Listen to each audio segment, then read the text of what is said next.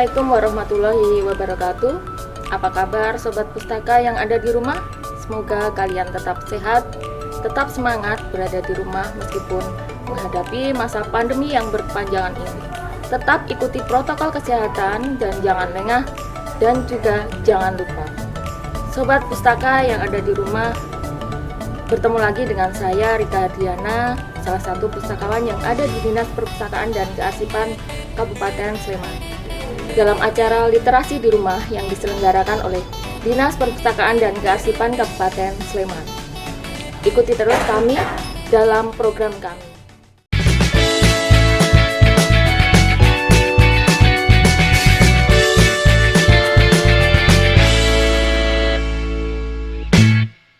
Sobat Pustaka yang ada di rumah, saat ini saya berada di jajaran rak kelas 800, di mana kelas 800 ini merupakan koleksi kesusastraan, yang mana salah satunya itu adalah koleksi novel, di mana koleksi novel ini banyak sekali pemustaka yang meminati, terutama kaum wanita dan juga remaja. Untuk koleksi novel ini memang sangat diminati. Kenapa? Pemustaka sangat meminati koleksi kesusastraan pada bidang novel ini, itu dikarenakan yang pertama, ada sumber rekreasi yang terdapat dari isi novel ini. Selain itu juga ada sumber motivasi dan juga inspirasi. Kenapa dijadikan sumber rekreasi? Karena ketika kita membaca novel ini, kita mengikuti alur adegan demi adegan cerita, di mana cerita tersebut akan memacu adrenalin kita, memacu emosi kita untuk mengikutinya dan membuat kita penasaran untuk mengikuti adegan demi adegan cerita yang ada dalam novel tersebut. Juga novel dikatakan sebagai sumber motivasi dan juga inspirasi. Itu kenapa?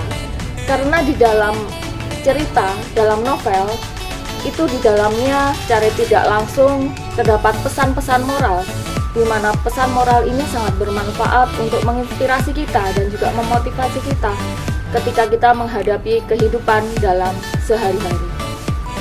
Sobat Pustaka yang ada di rumah, pada kesempatan kali ini saya akan memilih satu jenis novel yang akan saya bedah, akan saya nilai baik maupun buruknya bahan pustaka ini.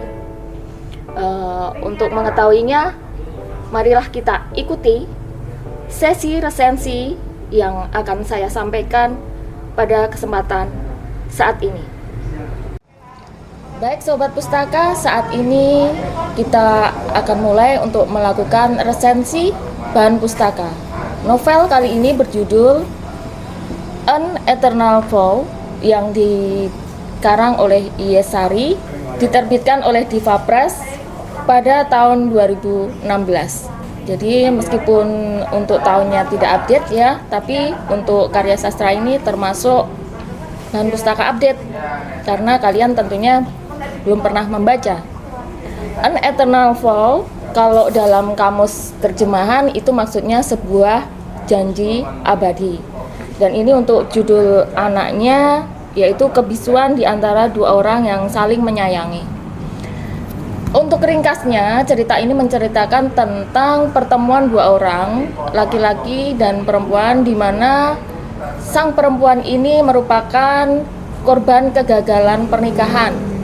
Kemudian sang laki-laki ini merupakan duda beranak satu, di mana istrinya itu meninggal. Dan dia memiliki seorang anak perempuan dengan seusia sekolah dasar, di mana anak ini memiliki kelebihan dan keunikan. Jadi tidak setiap orang bisa memahami akan keunikan dia. Namun dalam keunikan dia ada satu orang, yaitu seorang gurunya, itu bisa memahami tentang keunikan dan kelebihan dia. Dan dengan berjalannya waktu, si anak ini bisa mempertemukan gurunya dengan ayahnya, dan dengan pertemuannya ini akankah keduanya bisa menyembuhkan luka masing-masing? Nah, untuk bisa lebih jelasnya, silahkan kalian membaca bahan pustaka ini dengan lebih detail lagi. Sobat Pustaka, untuk karya sastra ini kita bisa sampaikan untuk pesan moralnya bahwa kehidupan ini tidak bisa kita prediksi. Jadi meskipun terkadang mirip dan berpikir akan terjadi hal yang sama nantinya, itu karena semuanya tetap Tuhan yang menentukan. Kemudian pesan moral yang lain, ketika kita menilai seseorang, kita tidak bisa menilai dari luarnya saja.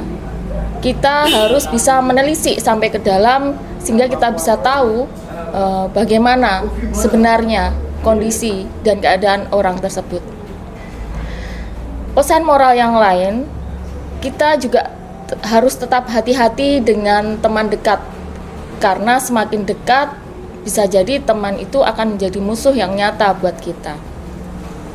Dalam novel ini juga disampaikan bahwa meskipun orang tua sambung itu diupayakan sebisa mungkin bisa menyayangi anak tirinya sebagaimana ia menyayangi pasangannya. Nah, dari pesan moral ini kita juga bisa sampaikan untuk kelebihan-kelebihan dari karya sastra ini. Dilihat dari penokohannya, para tokoh ini bisa memerankan secara luas dan semuanya tidak berlebihan. Semua berperan secara nyata, seperti nyata adanya.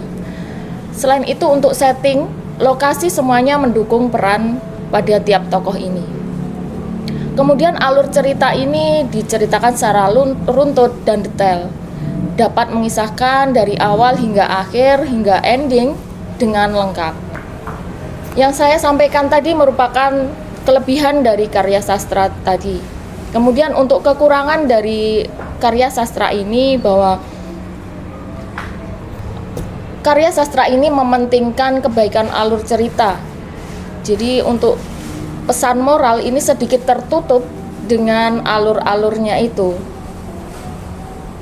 Jadi seolah-olah seperti pesan moral ini kurang begitu bermakna pada alur cerita pada novel ini. Nah, sehingga dapat disimpulkan bahwa karya sastra ini, novel ini layak untuk dibaca oleh pemustaka, terutama untuk pemustaka di atas usia 13 tahun ke atas. Baik Sobat Pustaka, demikian tadi bedah buku atau bedah novel yang dapat saya sampaikan, dan semoga kalian bisa membacanya ketika nanti masa pandemi sudah berakhir dan kalian bisa memilih sendiri koleksi atau bahan pustaka yang kalian inginkan. Demikian literasi di rumah sesi resensi yang dapat saya sampaikan. Mohon maaf jika terdapat kekurangan mengenai apa yang saya sampaikan. Sekian, Assalamualaikum warahmatullahi wabarakatuh.